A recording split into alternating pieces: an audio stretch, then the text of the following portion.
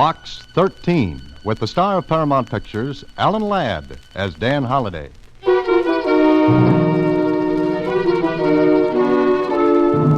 Box 13, care of Star Times. Please meet me at 2 o'clock tomorrow afternoon in front of the Mercantile Building. You can do me a tremendous favor, perhaps change the whole course of my life.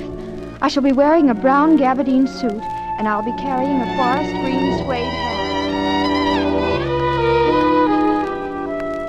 I'll be carrying a forest green suede handbag.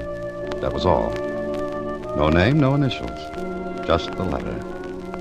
Well, it didn't sound like much of an adventure. Brother, but how I could have used a crystal ball in good working order.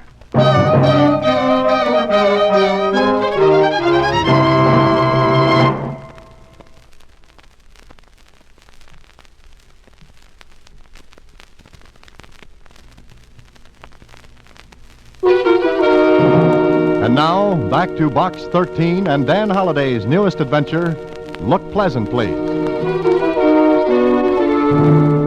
Gee, Mr. Holliday, doesn't look particularly thrilling, but I guess it's like the old age. Huh? The what? The old age. You know, when somebody says something smart, it means something different from what it says, only it's the same thing. Oh. On your next trip around the office, fix that one up, Susie. What? Never mind. Just save up for your adage. Okay? Okay. Hey, I can just make it to the Mercantile Building by 2 o'clock. So long, Susie. There were lots of people standing in front of the building, but only one girl in a brown gabardine suit, green hat, and handbag. I didn't walk up to her right away because, well, I wanted to take a good look. And what I saw was good. Maybe about 24, slender, lots and lots of brown hair that fell down from that cute hat in a nice suede. Her clothes spelled money with 2 capital M's. Well, I walked over to her. Good afternoon. Oh. I'm the man from Box 13. Oh, thank you. Look, I know this sounds terribly foolish and silly, but I do want your help. Holliday. Dan Holliday. Oh, all right, Mr. Holliday. Do you have half an hour to spare? Well, the afternoon's young, and I can wear it away to an old age. That answer your question? Yes, it does. Do you photograph well, Mr. Holliday? Huh? Well, my baby pictures always turned out pretty good. Of course, that was a little while ago, and Look, I want you to have your photograph taken with me. Oh, is that all? Yes, that's all. Of course, I'll pay you for your time and trouble. Oh, no. My time's my own, and what trouble I get into is usually my own fault. All right, Mr. Holliday. There's a photographer in this building. He's ready for us. Oh, by the way, what's your name? Jones. Mary Jones. Oh. You know, Miss Jones, a writer often spends hours thinking of the right name for the characters in his stories. But here you come along and without batting an eye, think up a very unusual one. Do you have to know my real name? Well, I'll live without it, but Will you do it, Mr. Holliday? All right, Miss Jones. Let's go look at the birdie. The photographer was ready, and it didn't take long for him to run off 3 shots. Miss Jones paid him, and the 2 of us went back downstairs. Out on the pavement, I turned to her, and I guess she read the look on my face. Please don't ask me why, Mr. Holliday. Goodbye, and thanks very much. Well, before I could move my feet, she was into a cab and gone. If this was it, I'd just chalked up the shortest adventure on record. Well, there's nothing to do but go home and mark it off to experience. Yeah, that's where it should have stopped. The next morning, I walked into my office as usual and... Hey, what is this, Susie? You could have told me. Told you what? I quit. You didn't trust me. Oh, Susie, will you stop? Oh, and the phone's been ringing all morning. Everybody wants to know about it. About what? Just answer the phone and find out. You... Careful, Susie, careful. Hello. Good morning, lover boy. Oh, Kling. Well, how's the police department? It's bright and early. It's not good to hear your voice. I called for information. Yeah, what kind? What about? Well, shall I wear my organdy hat and crepe de chine bed? What are you talking about? What is the matter with everyone? Well, nothing, angel face. All's well with the world.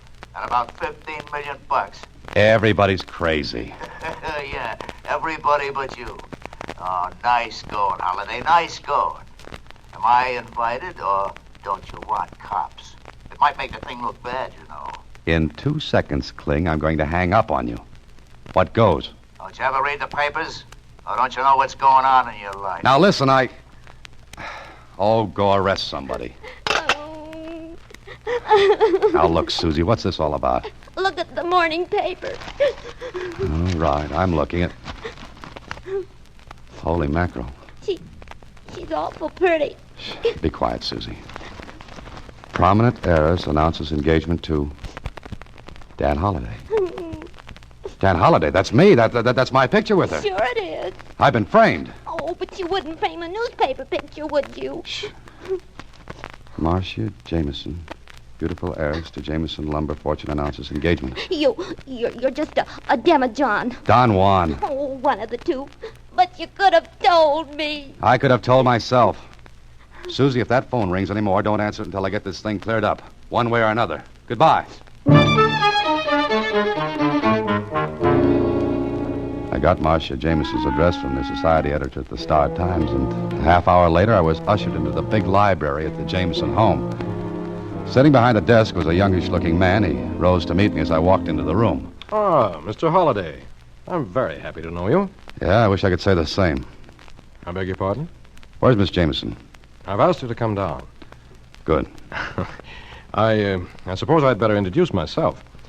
I'm Roger Jameson, Marcia's uncle and guardian. Well, she needs one. I don't understand. Well, that makes two of us. Suppose we pool our facts and get one good, twisted story out of them. Mr. Holliday, you're acting very strangely. I must say that my niece's choice of a husband is, well, peculiar. All right, I'm peculiar. At parties, I'm a standout, but I'd like to... Dan, darling, how nice of you to come this morning.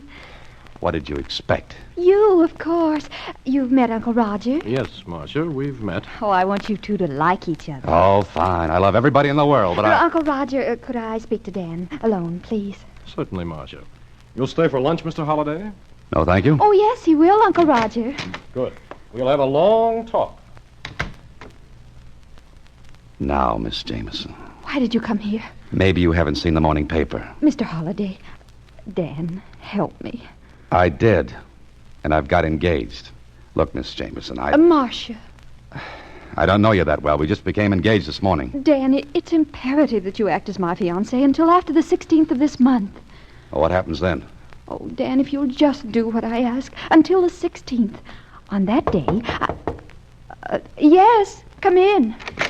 Lunch is ready any time. You are staying, Mr. Holliday. Yes, he'll stay, Uncle Roger.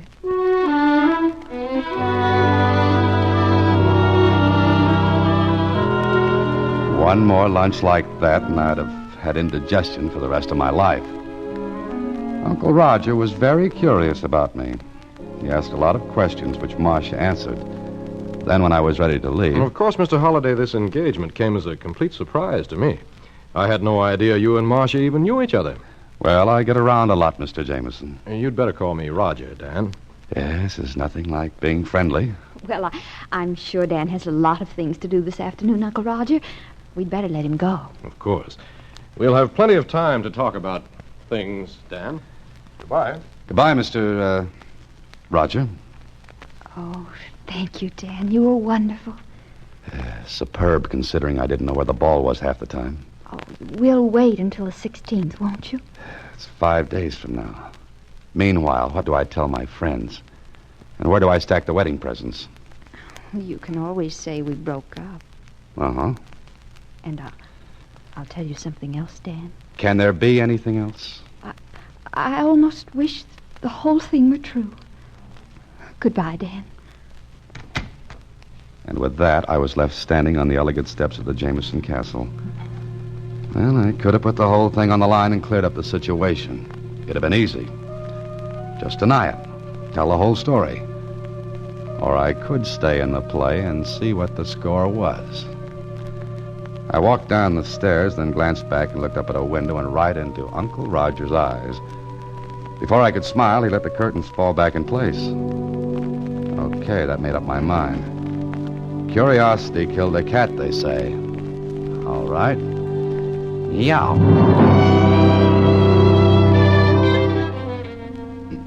Well, Danny, welcome to the Star Times. And what brings you into the morgue? Jonesy, I want to do some research. So you came to the right place. Oh, congratulations. Thanks. That's a lot of dough you're marrying. Yeah. Kinda sudden, wasn't it? Known her a long time? Jonesy, I feel as though it was just yesterday. Now, get me everything you've got on her. Huh? You're gonna look up your own fiancée? Yep. What's the idea? Kind of silly, isn't it? Well, it's your business. I can put my fingers right on the stuff you... We got much? All here. Matter of fact, I was reading about her this morning. When I heard you were marrying her, I did some work. And? Well, on the 16th of this month, she comes into about 15 million. What? Yeah. But she has to be married by then. Oh. How come? Her father's will says so. If she doesn't marry by the 16th of this month, this year, her 15 million goes to, Roger Jameson, uncle. Oh-ho. You didn't know? I don't know a lot of things. What else have you got, Jonesy? She had kind of bad luck before. Yes, what kind? Engaged twice before, and both her fiancés had accidents. Bad? Yeah. Dead? Well, if they weren't, they had an awful dirty trick played on them. What? They were buried.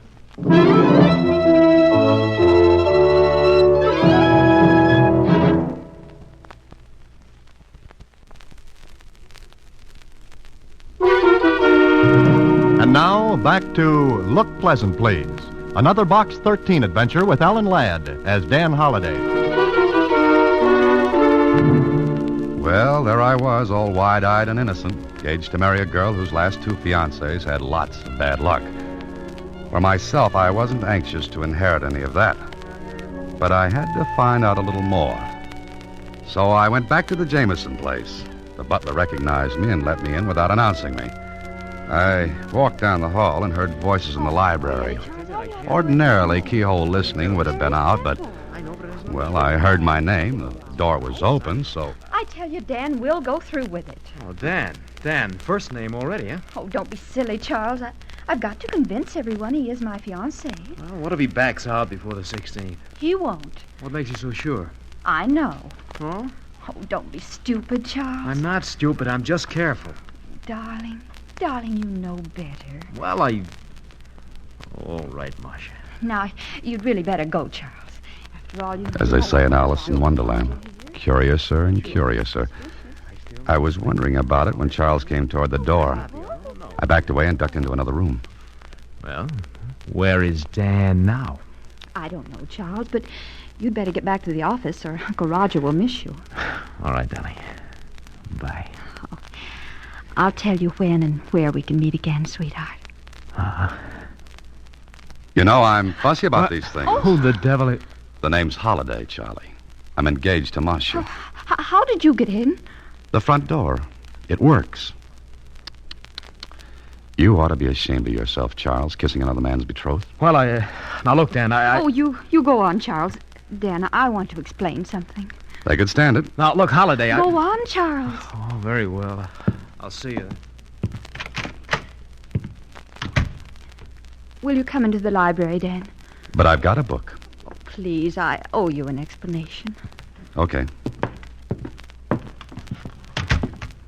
All right, go ahead. Well, Charles is... Charles is the man you love. That the line you're hunting for? Yes, All right, that's the first olive out of the bottle. The rest should be easy. but it isn't. You see, Dan, your life's in danger. Yes, I gathered that from the things I read a while ago. You read? Yes, the newspaper files. Oh, Dan, if you want to, you can back out. I know. But maybe I'm more than a little curious. But you know about my two fiancés. Extinct. Uncle Roger killed them, or had them killed. And Uncle Roger knows nothing about Charles? No. The aforementioned uncle thinks I'm fiancé number 3 in order of appearance. Uncle tries to put a block on me while Charles goes for a touchdown, right? Oh, you make it sound so brutal, heartless. Got any other words for it? You and Charles live happily ever after. I don't. All right, you can do as you please. I was going to ask you to go through with it, but I can't. So, before I left, I promised Marcia I'd stick it out another day. Okay, I'm a sucker. But if Uncle Roger was going to toss a curve, I'd at least be waiting for it. But before I went any further, I called on Lieutenant Kling, told him what was up. He was very sympathetic. Oh, what a story. Ha, ha, ha, ha. Strikes you funny, huh? Yeah.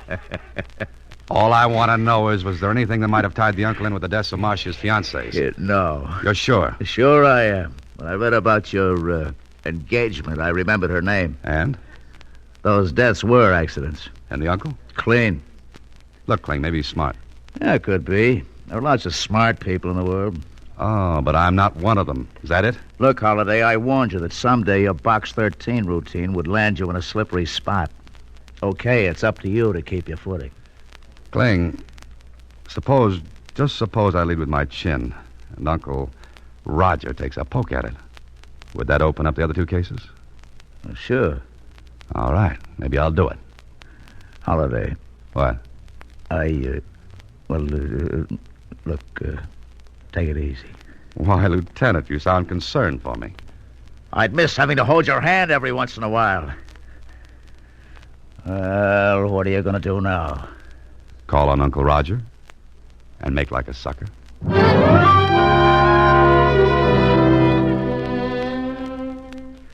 Well, Dan, sit down, won't you? Thanks, Roger. You know, it's going to be quite a treat seeing Marcia married. Yes, after two unhappy beginnings before. Oh, you know about those? Marcia told you, I suppose. In a way, yes. Mm-hmm. You wanted to see me about something, Dan? Oh, just a social call. If you're busy, I can... Oh, no, not at all. I was about to leave anyway. You know, Roger, it's very strange. Strange? What is? You haven't asked me anything about myself. I don't have to, Dan. Meaning? I've been very busy since this morning. You see, I have quite a bit of influence. Connection, so to speak. And they told you what? Who you are, where you live, what you do for a living. Dan, how much do you love Marcia? I'm going to marry her. You have quite a good income, so it's not the money you're after. Obviously. Dan, I'd give anything in the world to see Marcia happy. We practically grew up together. There's only 10 years difference in our ages. You see, my brother was 20 when I was born. Oh, I see. Marcia is my only living relative. Oh. Then I understand your concern for her. I'm glad you do. I want to show you something. Miss Claridge, bring in the Jameson estate papers, will you? Thank you. What's that for? Dan, you write mysteries, among other things. Consequently, I think you have a suspicious mind. What do you mean by that? Well, I'm Marcia's uncle, trustee of her fortune until she gets married, which must be by the 16th of this month. Now, surely in one of your stories you must have written about a guardian who misappropriates funds, embezzles. No, I never have. Well, it doesn't really matter. You see, The estate papers, Mr. Jameson. I thought I asked Miss Claridge to bring them in. Oh, well, she was busy, and I was on my way past anyway. All right, Charles. Thank you. Oh, Charles, this is Dan Holliday, Marcia's fiancé. Dan, this is Charles Crane. How are you? Fine. Congratulations. Thanks. Is that all, Mr. Jameson? Yes, that's all. Thank you. All right. Here are the papers. I think you'll find every penny accounted for. Everything in order, Dan? It looks like it. We're going to get along, Dan. Get along beautifully. I wonder for how long. If Uncle Roger was planning on making me number 3 on his hit parade, he was playing it smart. Oh, he was smooth. Mm-hmm. So smooth that I stayed at a hotel that night. If Uncle Roger knew where I lived, I might have visitors. And of course, I didn't sleep much. There was a lot of thinking to do. And it added up to something funny. The next day was Saturday, and it came in handy because Uncle Roger's office was closed. And I wanted to see something there. I called on Marcia and told her. Maybe she was a little surprised. Why do you want to go through the files, Dan? I've got a hunch, Marcia. Maybe Uncle Roger didn't show me the right papers. For the estate? Yeah, that's it. Have you got a key to the office? I can get one, and one to the files. Get them for me, will you? Say, where's Uncle Roger today? Oh, on the yacht, anchored outside the harbor. You're to go there tomorrow night. Why? He's arranged an engagement party. Dan, if you don't want to go, if you want to back out now... Nothing doing. I'm beginning to like this. All right, Marcia, give me the keys.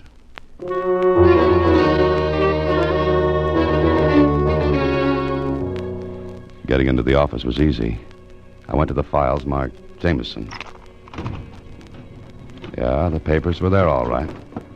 But not the set Uncle Roger had shown me. These were different. What little I knew about finance showed me some fancy juggling had been going on. I was checking them carefully when a neat round hole appeared in the file case alongside my head. I ducked behind the cases and peeked around just in time to see the outer door to the office close. Somebody with a silenced gun played clay pigeon with me.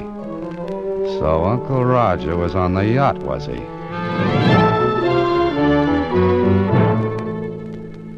When I got back out on the street, a storm had kicked up. I took a cab back to my apartment and phoned Marcia. She didn't answer. The butler said she had gone and Uncle Roger was on the yacht. Late in the evening, I received a note from Marcia. Dan, I'm terribly frightened. Uncle Roger insisted that I come to the yacht tonight. I'm writing this note from my cabin now.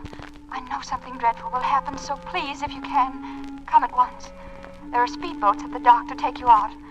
But be careful, Dan. Be careful. It could have been a trap, but I compared the writing on this note with her first letter to Box 13. Oh, it was hers, all right. Careful, neat, precise. Okay, if this was a showdown, might as well get it over with.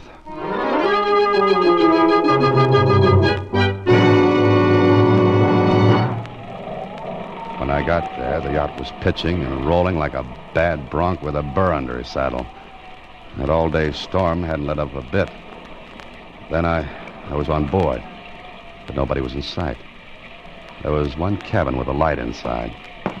I went to it, opened the door. Holiday, what are you doing here? Visiting? I don't understand. Didn't Marcia tell you the party was tomorrow night? I like to be early for appointments. Where is Marcia? What's the matter with you? She's not here. Oh, yes, she is. Have you gone crazy? Not yet. Sit down, Uncle Roger. Oh, all right. You know, Uncle Roger, I don't like being shot at. I don't know what you're talking about. Where is Marcia? Cut it out, Yes? What were you going to say? Well, what's the matter? Have you got a gun? Gun? Yes, but... Get it. Are you... Get it fast. It's not here. It's always in this desk drawer.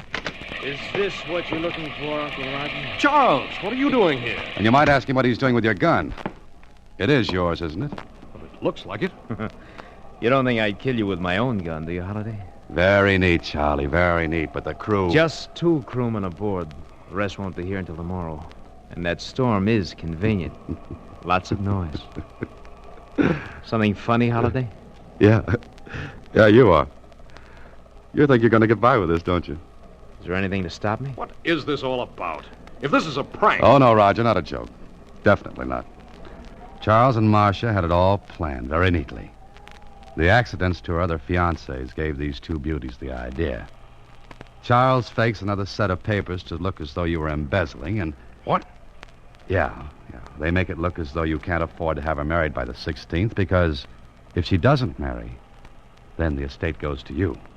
And you're killed with my gun. That's it. And you're killed the same way. Charles muscles up this cabin to make it look as though there were a struggle, and All then... right, Holiday, second guessing. Oh, no, Charlie, I'm not so dumb. You see, I called the police before I came aboard. You see, I guess... You're a liar. You couldn't know. Oh, but I could. Marcia's note gave it away. Marcia's note? Uh-huh. The note she was supposed to have written aboard this yacht. You see, her handwriting was neat, precise, careful. Charlie, ever try to write a neat hand on a pitching, rolling yacht? Can't be done. So I knew she wasn't aboard.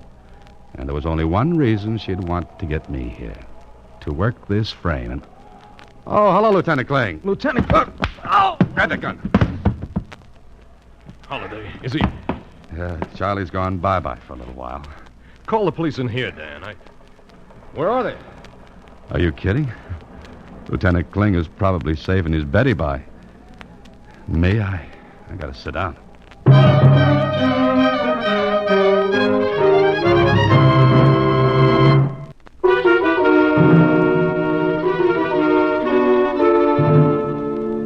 You see, Susie, they weren't satisfied with $15 million.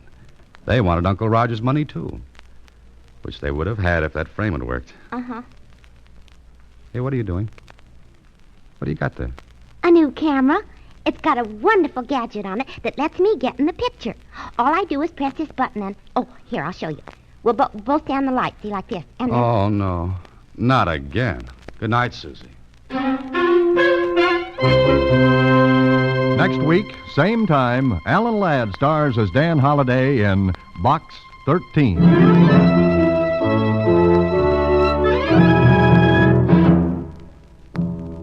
Alan Ladd appears through the courtesy of Paramount Pictures. Watch for him in his latest picture, Saigon. Box 13 is directed by Richard Sanville, with an original story by Russell Hughes, and original music composed and conducted by Rudy Schrager. The part of Susie is played by Sylvia Picker, and that of Lieutenant Kling by Edmund McDonald. John Beale played Roger Jameson. Production is supervised by Vern Karstensen. This is a Mayfair production from Hollywood.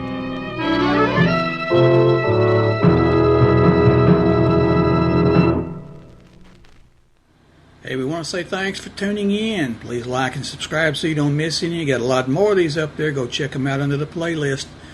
Leave us a comment. Tell us what you want to see, what you think, and we'll see you next time.